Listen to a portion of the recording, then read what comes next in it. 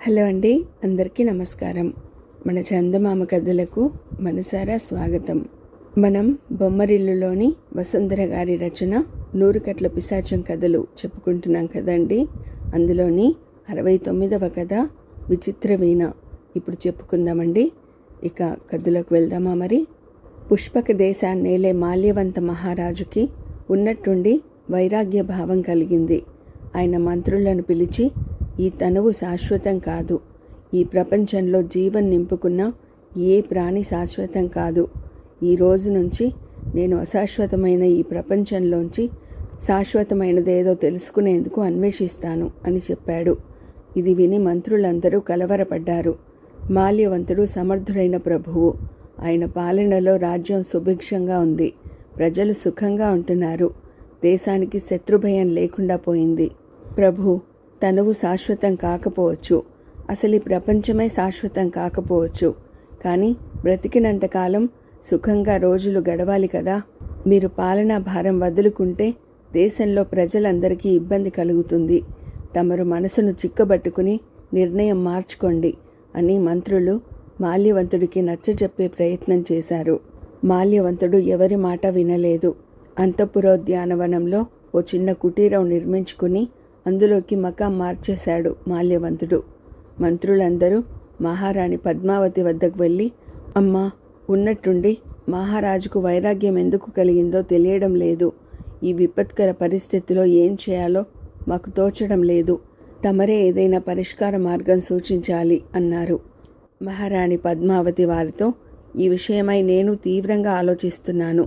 ప్రపంచంలో ఏది శాశ్వతం కాదని అందరికీ తెలుసు.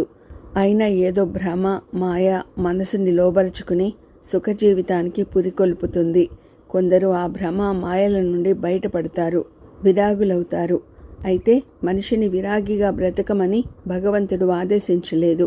ప్రతి మనిషి మాయకు లోబడాలన్నదే భగవన్ నిర్ణయం. ఉన్నట్టుండి ఒక మనిషి విరాగిగా మారిపోయాడంటే అందుకు కారణం అతడు జ్ఞాని అయినా కావచ్చు, లేదా మానసిక అనారోగ్యానికి గురై ఉండొచ్చు. అయితే ప్రభువులు జ్ఞానిగా మారిపోయారని నేను అనుకోవడం లేదు.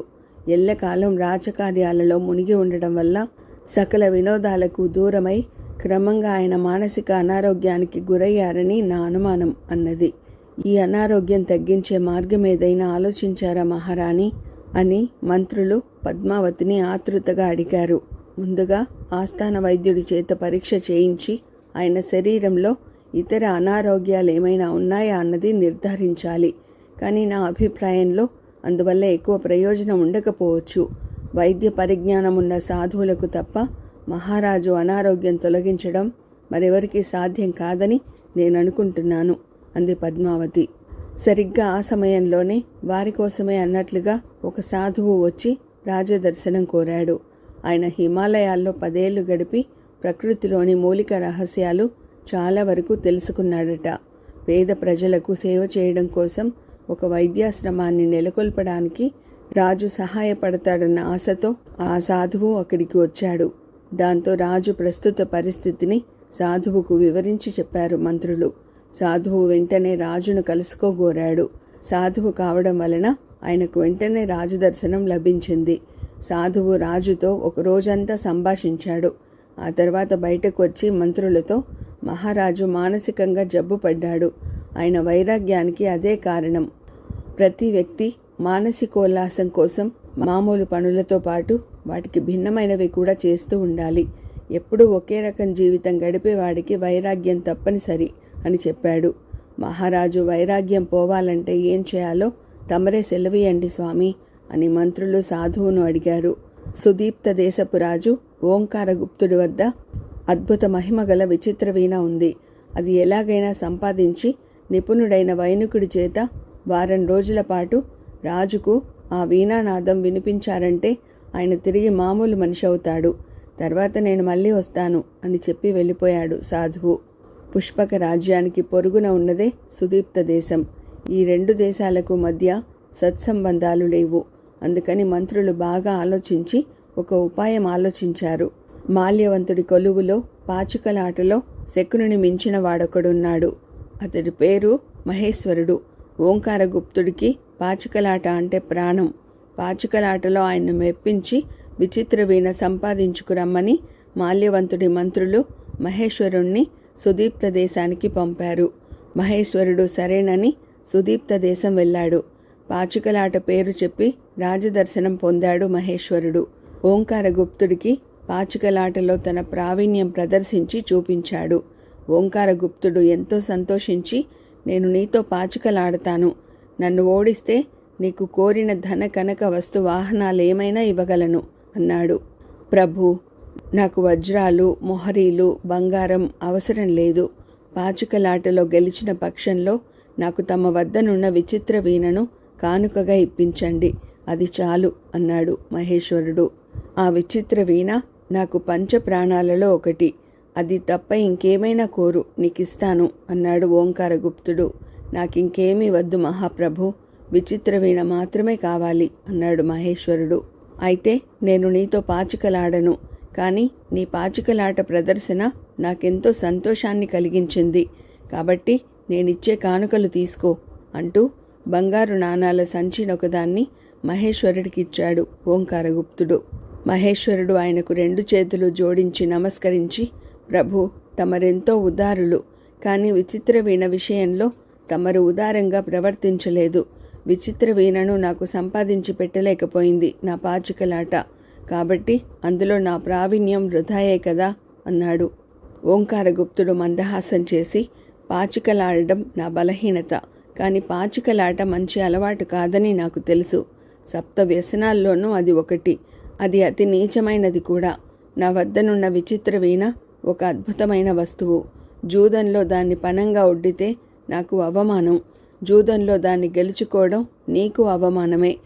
ఆ విచిత్ర వీణను నీతో పందెం కాస్తే జూదంలో తమ్ములను భార్యలను పణంగా ఒడ్డిన ధర్మరాజు కంటే పెద్ద తప్పు చేసిన వాడినవుతాను, అది నాకిష్టం లేదు అన్నాడు. అయితే ఆ వీణను తమరెవరెవరితో పందెం కాస్తారు అని అడిగాడు మహేశ్వరుడు.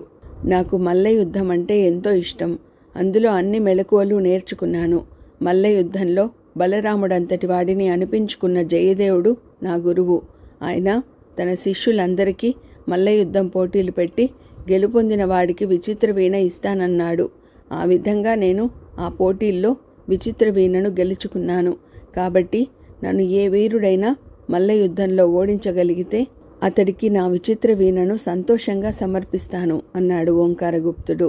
మహేశ్వరుడు తన రాజ్యానికి తిరిగి వెళ్ళి జరిగింది మంత్రులకు చెప్పాడు. మంత్రులు వెంటనే రాచకొలువులోని మల్లయుద్ధ వీరులందరినీ పిలిచి, మీలో ఓంకారగుప్తుణ్ణి మల్లయుద్ధంలో ఓడించగల వారెవరున్నారు అని అడిగాడు.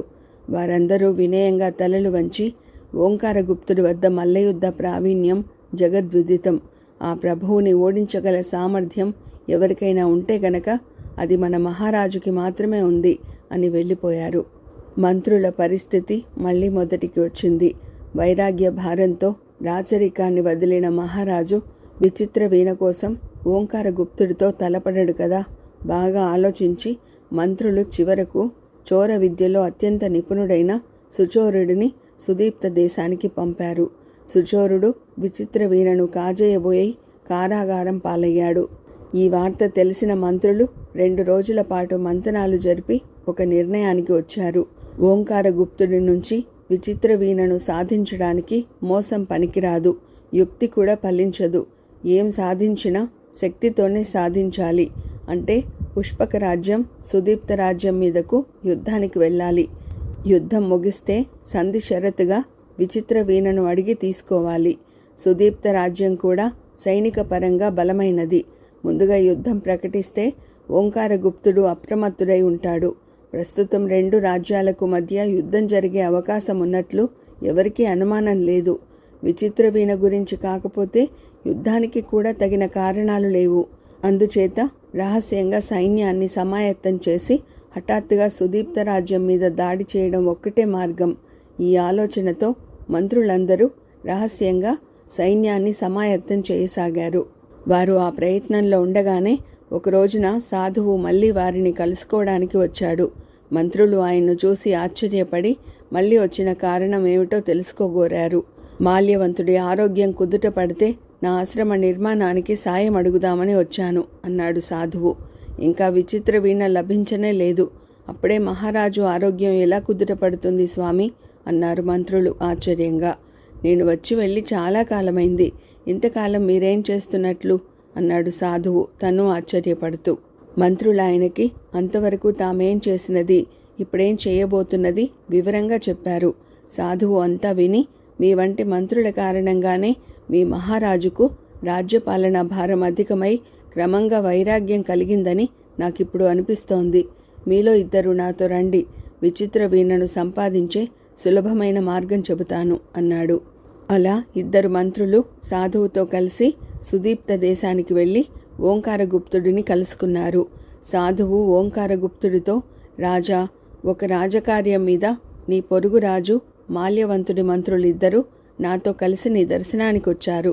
కొంతకాలంగా పుష్పక ప్రభువు మాల్యవంతుడిని ఏదో వింత రోగం బాధిస్తోంది.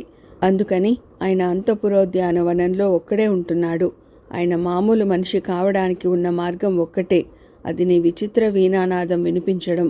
మీ రెండు రాజ్యాలకు అంతగా సాన్నిహిత్యం లేదు కాబట్టి ఈ మాట చెప్పడానికి వారు నా సహాయం కోరారు. దయతో వీరికి విచిత్ర వీణను ఇప్పించవలసిందిగా కోరుతున్నాను అన్నాడు. ఓంకారగుప్తుడు వెంటనే సాధువుకు నమస్కరించి, స్వామి, ఇది చెప్పడానికి మీరు మంత్రులు పనిగట్టుకుని రావాలా? భటుల చేత కబురు పంపిస్తే నేనే స్వయంగా వీణ తీసుకొచ్చి మాల్యవంతుడికి మ్రోగించి వినిపించి ఆయన ఆరోగ్యం సరిచేయినా మా రెండు రాజ్యాల మధ్య అంతంత మాత్రంగా ఉన్న సంబంధాలను పటిష్టం చేసుకునే ఇంత గొప్ప అవకాశాన్ని నేను వదులుకుంటానా అన్నాడు. ఇది వినగానే మంత్రులు సిగ్గుతో తలలు దించుకున్నారు.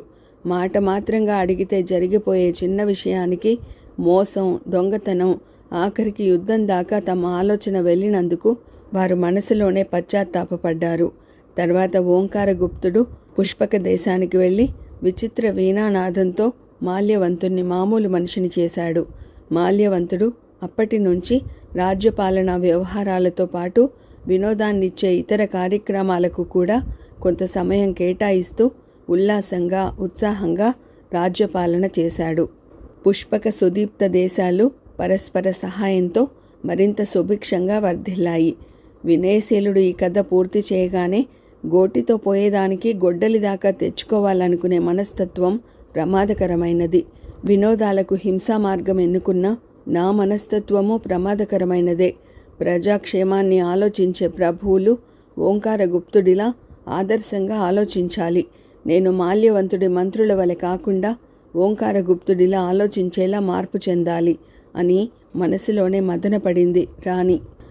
మహారాణి ఆలోచనలు ఎలా ఉన్నప్పటికీ ఆమెకి కథ బాగా నచ్చింది.